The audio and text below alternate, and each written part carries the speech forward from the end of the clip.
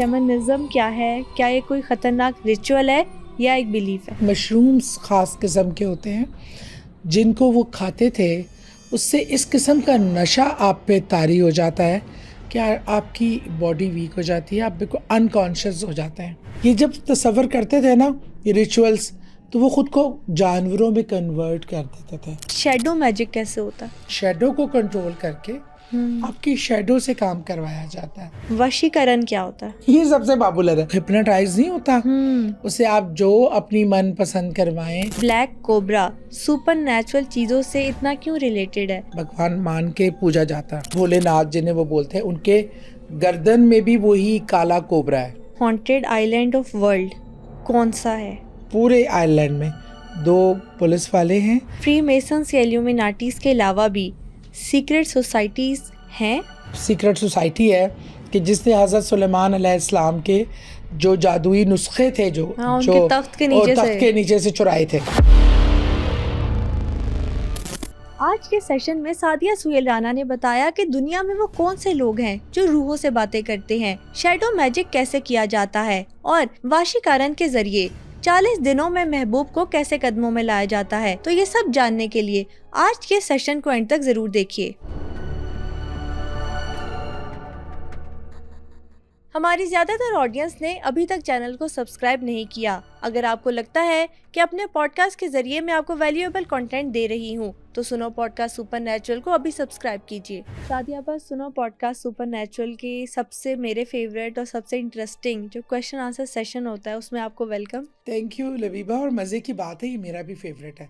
जब क्वेश्चंस आते हैं, जारी बात है हर कुछ तो नहीं आपको पता, आप थोड़ा रिसर्च वर्क करते हो जवाब के लिए, तो ऐसे से इंकशाफात और नॉलेज में इतना इजाफा होता है कि आप परेशान हो जाते हो कि यार दुनिया में क्या हो रहा है और क्या क्या हो रहा है। शमन्स क्या है?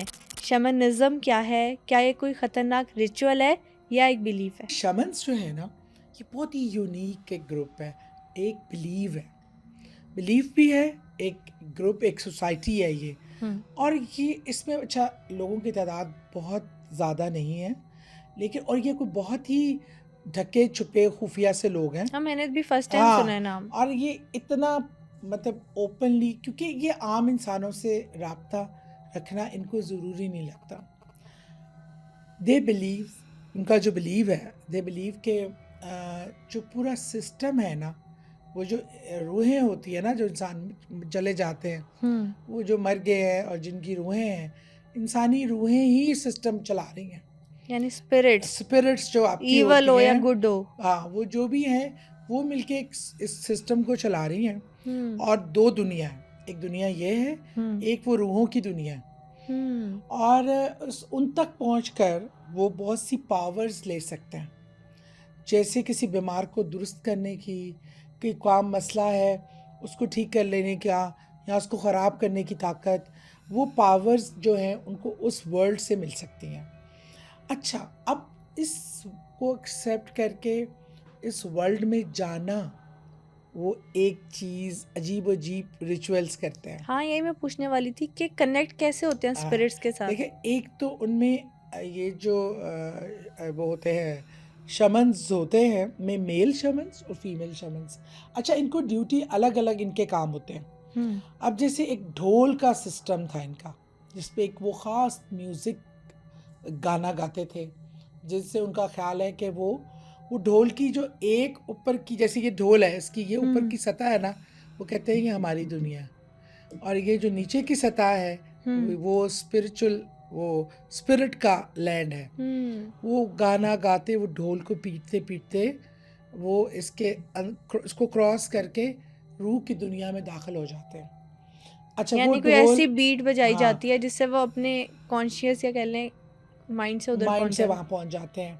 अच्छा, इसके लिए क्या करते थे, ये एक ख़ास किस्म का, ये भी मैं बताऊंगी कि ये रिचुअल्स ये अक्सर बहुत ज़्यादा बर्फ़ानी इलाके में करते थे, जहाँ बर्फ़ें और विदाउट कपड़े, मतलब आप अपने मतलब खाली नंगे जिस्म के साथ शदीद एक्सट्रीम बर्फ़ानी इलाके में ये एक हजान अंगेज़ म्यूज़िक बजता था। और उसमें फिर एक मशरूम्स ख़ास किस्म के होते हैं जिनको वो खाते थे, उससे इस किस्म का नशा आप पे तारी हो जाता है कि आपकी बॉडी वीक हो जाती है, आप बिल्कुल अनकॉन्शियस हो जाते हैं। क्योंकि वो जब अनकॉन्शियस होते हैं तो उनकी रूह ट्रैवल करती है उस उनको ऐसा मॉडियम के फील थ्रू। होता है। हाँ, उनको ये फील होता है, ये उनकी सोच और अकीदा है। मैं बार बार कह रही हूँ क्योंकि लोग क्लिप लगा के कहते हैं जी हम आप अकीदे हमारे नहीं है, ये हमारा अकीदा हरगिज़ नहीं है। जब क्रिश्चियनिटी में ये बात नॉलेज आई तो इन्होंने बहुत ज़्यादा ये शमन्स जो थे इनको पकड़ा भी, उनके ख़ासतौर पे जो इनका ये ढोल वाला इंस्ट्रूमेंट था ना, जिसको वो मॉडियम समझते थे कि यहाँ से क्रॉस करके हम वहाँ से निकल जाएंगे, वो तबाह ख़त्म कर दिए थे। लेकिन आज भी 2-4 वो ढोल मौजूद हैं और शायद आप सर्च करें तो उनकी तस्वीर भी आपको आ जाए। अच्छा, ये करते थे और इनका बिलीव था, ये जब तसव्वुर करते थे ना ये रिचुअल्स, तो वो ख़ुद को जानवरों में कन्वर्ट कर देते थे। कोई बिल्ली बन जाता था, कोई डॉग बन, वो समझते थे कि वो जानवरों की सूरत अख्तियार कर सकते हैं। सुपरनैचुरल पावर आ गई है हमें, पावर आ गई है कि वो जानवर बन जब चाहे वो सूरत अख्तियार कर सकते हैं, बिल्ली बन सकते हैं, कुत्ता बन सकते हैं, सांप बन सकते हैं, और फिर वो इसके थ्रू लोगों को बेनिफिट भी दे सकते हैं और नुकसान भी। तो इस बिलीफ वालों को, इस तरह के रिचुअल करने वालों को शामन्स कहते हैं। अच्छा, एक बात आपने नोटिस की कि जब हमने डिस्कस किया था फ्री मेसन सोसाइटी के बारे में, फ्री मेसन्स के बारे में, तो उसमें ये डिस्कस किया जा रहा था, इंटरनेट पर डॉक्यूमेंट्री भी थी कि जो लोग सैटर्न को पूजते हैं या सैटर्न को खुश करना चाहते हैं, वो बड़े बड़े पॉलिटिशियंस हो, कोई भी इन्फ्लुएंसर हो, सेलिब्रिटी हो, वो भी बगैर कपड़ों के ख़ास किस्म का डांस करते हैं और ख़ास किस्म के रिचुअल करते हैं। तो शमन्स के बारे में भी ये है कि वो बगैर कपड़ों के करते हैं और हिजानी, मतलब जिससे ना जज्बात अरूज पे पहुँचे, और जब आपका हिजानी डांस हो तो आप बहुत तरीके से आप, क्योंकि आप अपने माइंड सेट से निकल जाते हैं, हिजान का शिकार हो जाते हैं, फिर आप वो काम भी कर सकते हैं जो आम हालात में शायद आप नहीं कर सकते। हाँ, और कुछ खास किस्म का म्यूजिक अब हमें इंटरनेट पर भी मिलता है, जिसे कहते हैं वो स्लीप इंड्यूस करता है, उसे सुन के नींद आती है आपको। बिल्कुल। तो शायद ये, और दूसरा ये कि जो 70 उतारना है, जैसे जब हज़रत आदम अलैहिस्सलाम और अम्मा हव्वा ने भी वो दरख्त, वो फ्रूट खाया था, तो सबसे पहले उनके कपड़े गए थे। मतलब वो आपको, जब आप बराना हालत पे हो जाते हैं तो एक कपड़ा जो है ना वो आपको एक सत्तर देता है, एक शर्म देता है। लास्ट टाइम हमने रिवेंज स्पेल की बात की थी, वो भी मैजिक की एक टेक्निक है। इस दफ़ा किसी ने पूछा है शेडो मैजिक कैसे होता है। ये भी बड़ा अजीब मैजिक है। इसका ये होता है यानी कि इंसान की परछाई पे भी जादू हो सकता है। परछाई पे जादू नहीं, उसको कंट्रोल कर लेते हैं। आप उधर जा रहे हैं, आपकी परछाई उधर जा रही है, कितना हॉरिबल लगता है वाकई। ये मैंने नेट पे ना उसका एक देखा भी कि वो इस तरह मर्द और औरत आमने सामने खड़े हैं और वो जादू कर रहे हैं एक लाइट के नीचे, उनका परछाई नीचे टेबल पे उस वाइट पेपर पे आ रहा है। तो मर्द एकदम करते करते जो कर रहा है जादू, वो हाथ पीछे कर लेता है, औरत को भी इशारा करता है, वो भी हाथ पीछे, औरत हाथ पीछे कर लेती है, उसकी परछाई वही है। मतलब ये कंट्रोलेबल होता है कि आपके शेडो को कंट्रोल करके आपकी शेडो से काम करवाया जाता है, आपके शेडो को ही कंट्रोल कर लिया जाता है। आपकी बॉडी से कनेक्टेड है आपका शेडो, आपकी बॉडी है तो शेडो है, बिल्कुल ऐसे। तो वो इस तरह का करते हैं, शेडो कंट्रोल कर लेते हैं, फिर उसके बाद बॉडी को खुद ब खुद ही आप अलग जा रहे हैं, आपका शेडो से आप अलग चाहे जा रहे हैं। तो इस तरह का मैजिक भी होता है। तीसरा सवाल ये है कि वशीकरण क्या होता है। ये सबसे पॉपुलर है, ये आपको भी पता होगा। वशीकरण, वश में करना, मीन अपनी कंट्रोल में करना। इंडियन अल्फाज में या हिंदू लैंग्वेज में वश को करना, वश में करना मीन वशीकरण करना, ऐसा अमल करना जो आप दूसरे को अपने कंट्रोल में कर लें। और इसमें आपने पाकिस्तान में भी बेशुमार दीवारों पे लिखा होगा, आप आमिल बाबा, ये आप आए महबूब आपके कदमों में, 40 दिनों में महबूब कदमों 40 दिन महबूब कदमों में, और आप मनपसंद जिससे भी शादी करना चाहते हैं वो आपके इश्क में दीवाना हो जाएगा। ये वो मंत्र शंतर है, ये वो अमल 10 मिनट बाद कॉल या मैसेज आ जाएगा। हाँ, ये भी, और ये वो अमल है जिसको करने से लोग जाते हैं, एक लड़का है, उसको एक लड़की पसंद है, वो उसको पसंद नहीं करती, वो उसका रिश्ता एक्सेप्ट नहीं कर रही या उसके वो साथ नहीं आना चाहती, लेकिन जनाब मुझे तो यही चाहिए, जैसे वो इंसान नहीं, एक चीज़ है, उसको हासिल करने के लिए हम कुछ भी कर सकते हैं। अच्छा, इसकी मिसाल तो हमारे माशरे में भी बहुत ज़्यादा है। अफसोस के साथ कोई रियल लाइफ इंसिडेंट सुने ऐसा? बहुत ज़्यादा मैंने इस तरह के इंसिडेंट सुने हैं कि जादू से लड़की को कंट्रोल करके माइंड, रिश्ता करा, शादी कर ली, लड़की को पता ही नहीं है उसके साथ मतलब टाइम स्पेंड हो रहा है। जब वो उस पर पता चला और उसका एक उस ट्रीटमेंट ट्रांस से हुआ, बाहर आई। तो वो देखिए ऐसा निकाह भी हराम है। शादी है दो लोगों का अपने होश व हवास में इकरार इजाब व कबूल करना और उसको शादी को एक एग्रीमेंट मान के उस पर साइन करना कि हाँ मैं इस शख्स को अपना शौहर कबूल करती हूँ, मैं इस लड़की को अपना बीवी कबूल करता हूँ, और दोनों की बाहमी रजामंदी से, या लड़की इवन अपने अरेंज मैरिज भी हो तो भी अपने वालिदैन की पसंद को मान कर बिल्कुल वो ऐसे। ओके करती है। एक शख्स जैसे बेहोशी में है, नशे में है या पागल है, उसके साइन की कोई अहमियत नहीं है। ये उसके साथ मैजिक आपको रिचुअल कोई की जाती ये है। मैजिक रिचुअल की जाती है। उसकी जैसे यहाँ जो कालो जादू ज़्यादा होता है, वो उस लड़की के बाल हासिल कर लें, उसके नाखून हासिल कर लें, उसका कोई पहना हुआ कपड़ा हासिल कर लें और उसको जादू करके कंट्रोल कर लिया जाता है। फिर जैसे कोई हिप्नोटाइज नहीं होता, उसे आप जो अपनी मन पसंद करवाएं। अच्छा, मैंने आपको एक वाक़या बताया था, याद है? मैं वो बताती हूँ कि वो असल में जादू का प्रैक्टिकल था। जब मैं दुबई में होती थी तो मैंने आपको बताया था कि एक बंदे का पता चला कि वो मदीना से आया, और मदीने का नाम सुनकर आपके दिमाग में क्या आता है? हाय, ये तो मेरे प्यारे रसूल की घर है सल्लल्लाहु अलैहि वसल्लम। वसल्लम, और ये है वो है। तो हम तो समझते हैं कोई नेक लोग हो गया। उसी से गलती मुगालते में जब मिलने गए तो इंसान देखते ही उसके चेहरे पे जो शैतानी मुस्कुराहट थी ना, मुझे तो ऐसे किसी चीज़ ने पीछे धकेल दिया कि is not the right person, ये गड़बड़ है मामला। वो बड़े फ़ख्र से बता रहा था कि वो जिस खातून को देखता है ना, वो खातून उससे शादी करने के लिए तैयार हो जाती है। उसने उस टाइम भी कोई 4 से 5 ख़वातीन से शादी की हुई थी, और एक खातून जो साथ उसकी 4 बेगम, से 5? 5 ख़वातीन से, और वो सारी जिस मुल्क जाता था वो मुल्कों फिरता था, लोगों के साथ काला जादू करता था, लेकिन वहाँ कोई भी औरत उसको जब पसंद आ जाती थी, वो ये रिचुअल करके उसको अपना गर्विदा बना के उससे निकाह कर लेता था, शादी कर लेता था। और इस तरह अच्छा, जो लास्ट जो बीवी वो साथ आई उसके, इतनी हसीन और इतनी प्यारी, और वो एक नॉर्मल सूरत का मिडिल एज आदमी था। वो भी एक आदमी जिसकी 5-6 शादी ऑलरेडी है। और इतने अच्छे घर की बच्ची, रिच फैमिली से बिलोंग, वो एक बार किसी काम के सिलसिले में गई है, वो बड़ा फखरिया बता रहा था कि बस एक बार आई है। मैंने कहा तुमने क्या शादी करी? शादी तो मैंने तुमसे करनी है। इसके बाद हमारी शादी हो गई। वो कहता है मैं जिसको चाहूँ उससे शादी कर सकता हूँ। He was so confident. और जो भी तो उसकी 4-5 बीवियाँ थी, उसका अमली सबूत था, उसने करके दिखाया।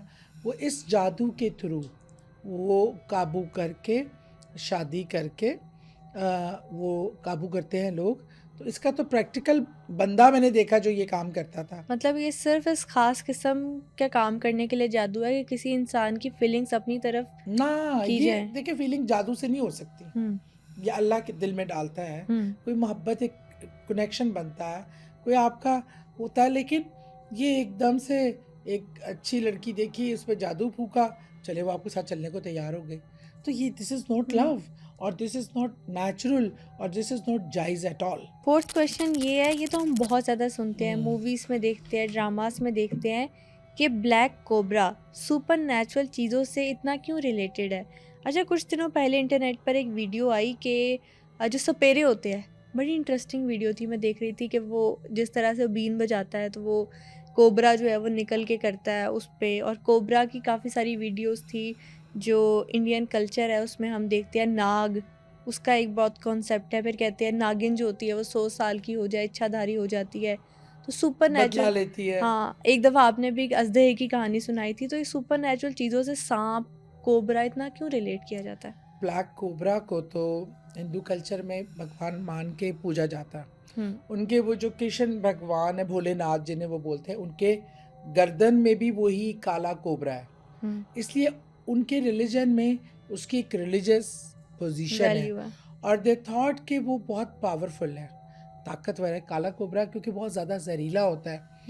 आप हिंदू रिलीजन में जो चीज़ ताकतवर है वो सूरज है, ये उसको वो कहते हैं ये देवता या देवी है, क्योंकि वो हमें ये दे रही है, धरती को माँ बोलते हैं।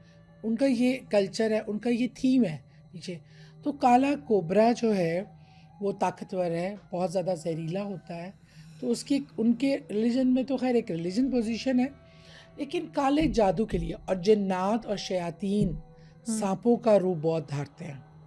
सांप देखिए, वो तमाम चीज़ें जो इंसान को नुकसान दे सकती हैं, वो सारे जानवर जो इंसान को नुकसान देने का बाइस, तो ज़्यादातर शैतानी चीज़ें उसी का, छिपकली का रूप धारना, डॉगी का रूप धारना, सांप का रूप धारना, इस तरह की चीज़ों को कब उतारना। अब ये इनोसेंट परिंदे ये आप नहीं कभी देखेंगे काले जादू में कि उन्होंने वो रूप धारा हो। तो अल्लाह ताला ने वो खैर जानवर भी शायद ऐसे मुख्तस है जो इंसान के लिए नुकसान दे। सांप काटे इंसान मर सकता है। छिपकली भी एक पूरी फैमिली मोटरवे में जिनकी अचानक गाड़ी में डेथ हुई है, तो जब चेक किया है वो सैंडविच किसी मशहूर बेकरी के थे, उसमें छिपकली गिरी हुई थी उसके मिक्सचर में। वो छिपकली इतने लोगों की जान ले गई, छिपकली इतना। उस दिन मैं हदीस की रोशनी में देख रही थी कि कहा गया है छिपकली जहाँ नजर आए मार दो, क्योंकि ये इंसानी जान के लिए बहुत खतरा है। हम कहते हैं ना कि ये कीड़े मकोड़े खा रही है, ये वो बात अपनी जगह, लेकिन अगर आपके घर में आए तो उसको मार दें, क्योंकि इसका इम्कान रहेगा कि वो आपके किसी खाने में, किसी ऐसी चीज़ में अल्लाह ना करे जाने का।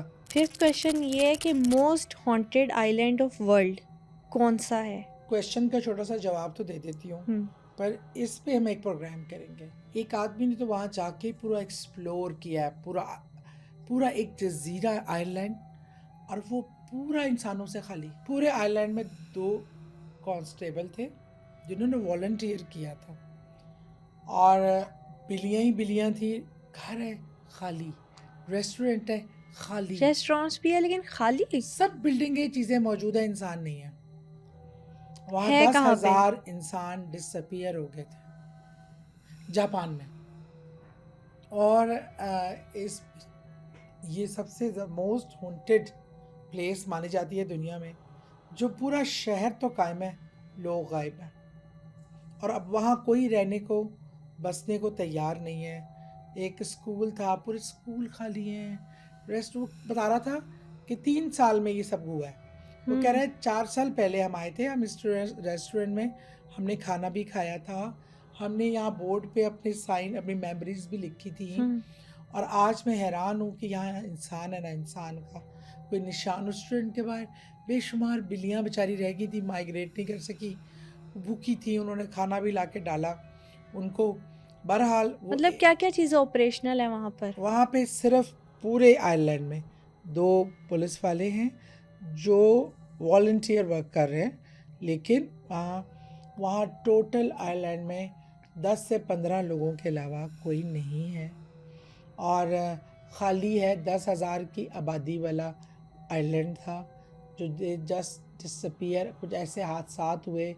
सबसे पहले तो रेस्टोरेंट का मालिक एक इंतहाई सस्पिशियस हालात में मरा हुआ पाया गया, फिर ये सिलसिला चल पड़ा। स्कूल पढ़े हैं वो खाली हैं, और उनमें मेरे ख्याल में 5 स्टूडेंट थे जिनके पास कोई और जगह नहीं थी, सिर्फ वो रहते हैं। एक ऐसा आइलैंड जहाँ पे स्कूल्स हैं, रेस्टोरेंट्स हैं, मॉल्स हैं, मतलब फ्लैट्स हैं, घर है, पूरे मतलब पूरी आबादी के लिए जो घर बने, फ्लैट सेट पड़े हुए हैं। उन्होंने अंदर सब विजिट कराया ना कैमरे से, और ऐसे टूरिज्म के लिए भी ओपन ऐसे है। लग रहे हैं कि जैसे घर ये अपने रिस्क पे आए थे, और इनको कोई प्रोटेक्शन देने को तैयार नहीं था। मतलब अगर वहाँ पे लोगों का आना जाना भी है तो ऐसी सुपरनैचुरल या क्या पैरानॉर्मल इंसिडेंट्स हुए कि सारे के सारे लोग वहाँ से माइग्रेट कर गए? इसकी डिटेल इंशाल्लाह हम अपने एक प्रोग्राम में, क्योंकि मुझे लगता है ये काफ़ी डिटेल्ड है, हमारे बाकी क्वेश्चन ना रह जाए। 6th क्वेश्चन ये है कि फ्री मेसन्स या इल्यूमिनाटीज के अलावा भी सीक्रेट सोसाइटीज़ हैं? बिल्कुल हैं, और बेशुमार हैं मुख्तलिफ नामों से, लेकिन 5 ऐसी सोसाइटीज़ हैं जिनके नाम मंजर आम पे आए हैं। फ्री मेसन्स हो गए, लुमिनाटीज हो गए, नाइट टेम्पलर्स हो गए। अच्छा, नाइट टेम्पलर्स के बारे में वो मशहूर है कि ये वो सीक्रेट सोसाइटी है कि जिसने हज़रत सुलेमान अलैहिस्सलाम के जो जादुई नुस्खे थे जो हाँ, जो उनके तख्त के नीचे तख्त से। के नीचे से चुराए थे। और एक है जी स्कल एंड बोन, और एक है जी बिल्डरबर्ग। ये 5 ऐसी सोसाइटियाँ हैं कि जिनका नाम अभी मंजर आम पे आ चुका है, लेकिन ऐसी सोसाइटियाँ बेशुमार हैं जिनका शायद हमें इल्म भी ना हो। 7वां सवाल ये है कि पैरासाइकोलॉजी क्या है। अच्छा, पैरासाइकोलॉजी के बारे में एक दफ़ा मैंने सुना कि पैरासाइकोलॉजी को लेकर जो बाहर की फॉरेन कंट्रीज़ हैं वहाँ पे तो प्रॉपर इंस्टीट्यूट्स हैं जहाँ पे इनकी पढ़ाई की जाती है और पैरासाइकोलॉजी से रिलेटेड जो केसेस आते हैं उनको डील किया जाता है। तो अच्छा, क्या क्या चीज़ें आती हैं पैरा इसमें? साइकोलॉजी में कुछ लोग होते हैं ख्वाब के थ्रू ट्रैवल करते हैं। कई ख्वाबों में उनको वो ये ड्रीम करते हैं कि वो लोगों को बताते हैं मैंने ये देखा, ये किया, इससे मिला, वो हुआ। कुछ लोग होते हैं जो हिप्नोटिज्म में करते हैं या उसका शिकार हो जाते हैं। अपना मेंटल पावर्स उनके पास होती है, वो हिप्नोटाइज कर लेते हैं।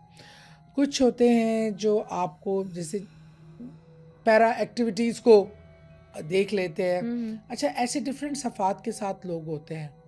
इनकी साइकोलॉजी को पैरा साइकोलॉजी का इनका माइंड ब्रेन सेटअप थोड़ा सा डिफरेंट होता है आम लोगों से। एक जो लोग सतही चीज़ें देखते हैं, एक जो डीप, या किसी का माइंड का जो मशीन है ना अल्लाह ने बनाई है, ये इतनी पेचीदा और कॉम्प्लिकेटेड है। आम इंसान इसका बहुत मामूली परसेंटेज इस्तेमाल करता है।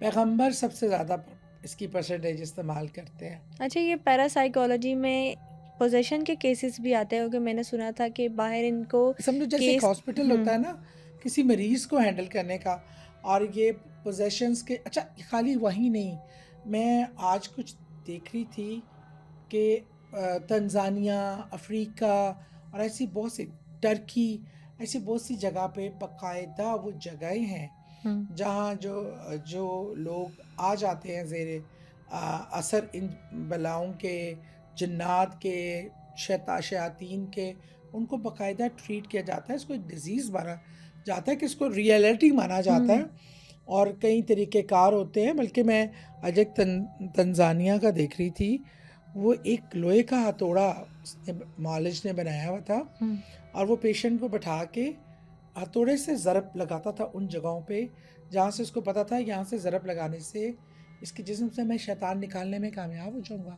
और उसने वो हथौड़े का मेटल इसलिए इस्तेमाल किया क्योंकि वो उस मेटल में ताकत है कुदरती तौर पे कि वो नेगेटिव एनर्जी को बॉडी से निकालता है। अक्सर आप कहते हैं ना आपको पेन के लिए, जैसे हम स्टोन्स का कहते हैं, इस स्टोन का ये इफ़ेक्ट होगा आपकी बॉडी पे, इस तरह मेटल के इफ़ेक्ट भी होते हैं। और तांबा या इस तरह का जो है ना वो बहुत पॉजिटिव मेटल होता है जो इन नेगेटिव एनर्जी को निकालने में मददगार होता है। बिल्कुल। और मैंने ये भी बात सुनी थी कि किसी ने बताई थी कि अगर कोई बिस्किट्स वहाँ पे ख़ास किस्म के रखे जाते हैं और वो बिस्किट्स खाने के बाद अगर कोई रिएक्शन आए तो फिर उससे पता चलता है कि पोजेस हैं या नहीं है। बड़े बड़े हर एक ने तरीक़ेकार बनाया हुआ है किस चीज़ को से लेके शैतान को भड़काया जा सकता है। पता चलता है इसके पोजेशन अगर है तो किसने की हुई है, मेल है, फीमेल है, जादूगर है, इंसान है। मतलब ये इतना वास्ट सब्जेक्ट्स है, इसमें आप घुसते जाएं तो समटाइम खौफ महसूस होने लगता है कि ये इतनी डीप दुनिया में क्या क्या दुनिया हो में रहा है, क्या किस क्या किस हो। तरह से डील किया जा रहा है चीज़ों को। ऐसा एक आम इंसान जो रह रहा है ना, जो सुबह दफ्तर जाता है, बच्चे स्कूल जाते हैं, घर आता है, खाना पका हुआ है, खा लिया, बस नॉर्मल एक ज़िंदगी, वो इन चीज़ों को ना कभी सोच सकता है, ना सोचता है, ना रिसर्च वर्क करता है। अच्छा, लेकिन मेन टाइम मतलब साथ ही साथ ये हो रहा होता है, ये आपको पता ही नहीं होता कि आपका साथ वाला जो इंसान है वो इस चीज़ के काबू आ चुका है, अंडर आ चुका है। जिसमें वो हमने बुरारी फैमिली की बात की, ये वो एक ललित जो है वो काबू आ गया, पूरा ख़ानदान लेके बैठ गया। तो थोड़ा सा नॉलेज, मैं समझती हूँ नॉलेज की हद तक आपके पास ये इल्म चीज़ें इन चीज़ों के हवाले से भी होने चाहिए ताकि आप अपने इर्द गिर्द के लोगों में कुछ तब्दीली हो महसूस कर सकें।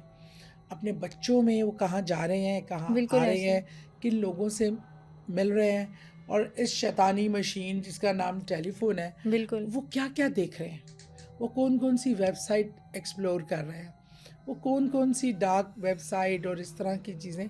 अच्छा पता है क्या होगा, आप ये देखें, आप कभी कोई वैसी वेबसाइट खोलें। अच्छा दुबई में मैं रही हूँ बहुत अरसा, तो वहाँ क्या होता था, कोई अल्लाह ना करे कोई बुरी वेबसाइट खोलना भी चाहता था ना, तो पर फ़ौरन लिखा आता था कि ये बैन है, ओपन नहीं हो सकती यहाँ से। जब मुझे इसलिए बच्चे बैठे होते थे ना, तो मुझे कोई टेंशन नहीं होती थी कि कोई उल्टी सीधी वेबसाइट, कोई गंदी वेबसाइट नहीं ओपन हो सकती। पाकिस्तान में आए, देखा तो एड्स आनी बकायदा इन वेबसाइट्स की, और उन पे क्लिक करो तो वो इजीली ओपन, और कोई उसको रोकने का तरीका नहीं। बिल्कुल ऐसे ही है, मुझे तो चेक एंड परेशानी बैलेंस होना बढ़ चाहिए। गई। फिर तो मैंने बच्चों को जो काम के हिसाब से इस्तेमाल करना होता था, तो मैं सर पे बैठ के इस्तेमाल। अच्छा काम हो रहा है, नॉर्मल आप काम कर रहे हैं, आपने कोई ऐसी वेबसाइट पे क्लिक भी नहीं किया, एड्स आना, बनाना लड़कियों की, और यहाँ तस्वीरें मेरे फेसबुक पे ऊपर स्टोरीज में। मुझे समझ नहीं आया कि मैं इनको कैसे गायब करूँ, इतनी बेहुदा चीज़ें, और आपको पता भी नहीं होता, और आप करना भी नहीं चाह रहे, और आपने कभी ज़िंदगी में वो चीज़ें नहीं देखी ना खोली। तो ऐसे ही। ये इतना ये सब कुछ शैतानी एक मामला है कि इसलिए मैं समझती हूँ, आप बेशक एक नॉर्मल आदमी हैं, आप जादू ना कर रहे हैं, ना करवा रहे हैं, ना इन चीज़ों से मुतल्लिक कितना सोचना चाहते हैं, आप 5 वक्त के नमाजी भी हैं, कुरान भी पढ़ रहे हैं, ये तो प्रोटेक्शन है। लेकिन आपकी नॉलेज, बच्चा एकदम से खामोश चुप चुप रहने लगे, गुमसुम अपनी दुनिया में मगन हो जाए, अपनी एक्टिविटीज़ आपसे शेयर ना करे, अपने फ़ोन के साथ या अपने कमरे में ज़्यादा टाइम गुजारे, ये ऐसी चीज़ें हैं कि अगर आपके बच्चे, इसके दोस्त कम होना शुरू हो जाए और वो रूड होना शुरू हो जाए, और खामोशी ज़्यादातर तो पुरसरार खामोशी छोटे बच्चे अख्तियार साइन करते होती है, हैं, वार्निंग तो साइन। ये वार्निंग साइंस हैं, ये नॉर्मल नहीं है मामला। अगर ये मामला नहीं भी है, इसके अलावा भी कुछ हो सकता है। तो आप आई थिंक कि ये बच्चों से पेरेंट्स का एक अंडरस्टैंडिंग लेवल होना चाहिए कि वो हर बात उनसे शेयर करें। अच्छा अभी आपने ना स्टोन्स की बात किया, तो लास्ट में मैंने कहा मैं आपसे पूछ ही लूँ, स्टोन्स के बारे में क्या नॉलेज है आपकी, किस तरह से यूज़ किए जाते हैं स्टोन्स, क्या देखो पर्पस होता असल है, में ना क्या अल्लाह, स्टार्स के हिसाब से पहनते हैं? ये आपकी डेट ऑफ बर्थ के हवाले से होता है जो स्टोन्स का इल्म जानते हैं। अच्छा हर स्टोन, हर मादे में अल्लाह ने ना किसी चीज़ को भी बग़ैर मकसद नहीं बनाया। हर चीज़ की अपनी कुछ पावर्स हैं। ये जो स्टोन्स हैं ना, ये कीमती स्टोन्स होते हैं। एक तो कोई राह चलता, एक पत्थर या शीशा, और स्टोन में फ़र्क है, ये कुदरती चीज़ें हैं। अल्लाह ने ये कानों में मिलती है, पहाड़ों से स्टोन निकलते हैं, ये कीमती चीज़ें। जन्नत में भी आप सूरह रहमान पढ़ें, ये इन्हीं स्टोन्स का, पत्थरों का जिक्र किया गया है। उसमें ये कि ये पावर भी रखते हैं, अल्लाह की हर बनाई हुई चीज़ में ताकत है। खाने पीने की चीज़ों में भी आप देखें, नमक के फ़ायदे, ये तो स्टोन है नमक का, जो हम कान से निकाला हुआ नमक, आज साइंस कह रही है वो नमक आप अपने कमरे में रखें, गुड एनर्जी के लिए, नेगेटिव एनर्जीज को खा जाता है। आपकी ये बीमारी है, आप नमक वाली सोप बन रही है सिर्फ नमक से। एक नमक का अपोलर्स में जहाँ मसाज सेंटर्स हैं, वहाँ नमक का पिंक रूम सॉल्ट बनाया के जाता है। फवाइद पे पूरी दुनिया बात कर रही है। आज आ गए ना, ये अल्लाह की बनाया हुआ एक चीज़ है ना, नेचुरल जो सोर्स है, हर चीज़ एक ताकत लिए हुआ है। ये पत्थर भी अपनी अफादियत लिए हुए हैं, लेकिन इसको सिर्फ इसलिए कहा जाता है कि कुछ पत्थर की, जैसे अकीक है ना, ये सुन्नत रसूल सल्लल्लाहु अलैहि वसल्लम के अलावा अभी मतलब सबसे बड़ी वजह तो है कि वो आप पसंद फरमाते थे इसको पहनना। दूसरा इसकी तो अहमियत और अफादियत बढ़ गई, लेकिन ये है, ये हर इंसान को सूट कर जाता है। ये आपकी तबीयत में नरमी, सुकून और आपको सेफ गार्ड करता है। सेफ गार्ड तो अल्लाह की ज़ात है, मतलब ये पॉजिटिव एनर्जीज देता है। और ये है, ये आपके अपने stone, date of birth, ruby है, जैसे बाज़ लोगों को याकूत सूट करता है, बाज़ों को सफ़ायर सूट करता है, मतलब उनकी डेट ऑफ बर्थ मिजाज के। जैसे गर्म मिजाज लोगों को अगर किसी गर्म तासीर वाला पत्थर पहना देंगे, तो वो तो उसकी गर्म मिजाजी को बढ़ाएगा, क्योंकि ये ना आपकी फिंगर से टच होना स्टोन का, जैसे ये मेकिंग होती है ना, टच होना ज़रूरी होता है। इससे तो फिर वो आपकी बॉडी पे अफेक्ट करता है। जैसे ये है, देखें, अब ये पत्थर अंदर से टच हो रहा है, ओके, अच्छा, रिंग इसको का पहनने- स्ट्रक्चर ऐसे बनाया इसको जाता है। पहनने का भी एक तरीका है। एक बुजुर्ग ने मुझे बताया था, हम्म, उन्होंने कहा चांद की पहली रातों में पहनना चाहिए। हम्म, पहली सारी रात थोड़ा सा दूध लेके ना उसमें हम्म। डिप कर दें। कोई भी स्टोन हो। हाँ, जो भी आपने पहनना है हम्म, डिप कर दें। और ये आपने फजर से पहले, हम्म, क्योंकि फजर के बाद आप नवाफिल नहीं अदा कर सकते, फजर से पहले 2 नफिल अदा करके अल्लाह के हजूर, अल्लाह तेरी बनाई हुई ये चीज़ मेरे हक में बेहतर है, बेहतर कर दे इसको, मैं तेरी कुदरत है, तेरी बनाई हुई चीज़ है। फिर आप इसको वहाँ से निकाल के धो के पहन लें। बाज़ुकात तो आप पर इतने नेगेटिव इफ़ेक्ट होते हैं कि वो पत्थर आपके पहनते ही टूट जा 2 टुकड़े हो जाता है। मीन वो आपके वो असल ज़ाइल करता है। पर इसमें डिफरेंट अकीदे हैं, कोई चीज़ इससे इख्तलाफ करेगा, कोई इससे करेगा, ये हर एक की अपना एक माइंड सेट है। लेकिन मेरा ईमान है कि अगर अल्लाह ने कुरान में पत्थरों का जिक्र किया तो ये मामूली पत्थर नहीं है। और हर पत्थर की एनर्जी, आज साइंस कह रहा है हर चीज़ की एक एनर्जी होती है जो नेचुरल अल्लाह ने बनाई है, ऐसे ही है। उसकी एनर्जी कोई पॉजिटिव है, कोई नेगेटिव है। हम अपने घरों में देखिए ना, पौधे जो होते हैं उनको लगाने से, आप घर में लगाए फ्रेश असल फ्लावर्स और असल, उसकी इतनी पॉजिटिव एनर्जी होती है, मिजाज में फ़र्क आ जाता है। अल्लाह आपको खूबसूरत लगने लगती है हर चीज़, अल्लाह की बनाई हुई कुदरत है। इसलिए जानवरों में बिल्ली के लिए कहा जाता है कि सबसे ज़्यादा स्ट्रेस अगर में आप हैं, आप एक बिल्ली पाल लें, बिल्ली पर आप हाथ फेरेंगे प्यार से, वो गुर्र करती है, उसका काम, आपके डिप्रेशन रिलीज़ होगा, आप सुकून में आएंगे। अल्लाह ने जानवरों में रखा है ये खुसूसियात, और नेगेटिव जानवरों को घरों में पसंद नहीं किया गया। और ऐसी जो फरिश्ते दाखिल नहीं होते कहा जाता है, वो जानवर जो इंसानी सेहत के लिए भी नुकसानदेह नहीं है, उस चीज़ को प्रमोट किया गया।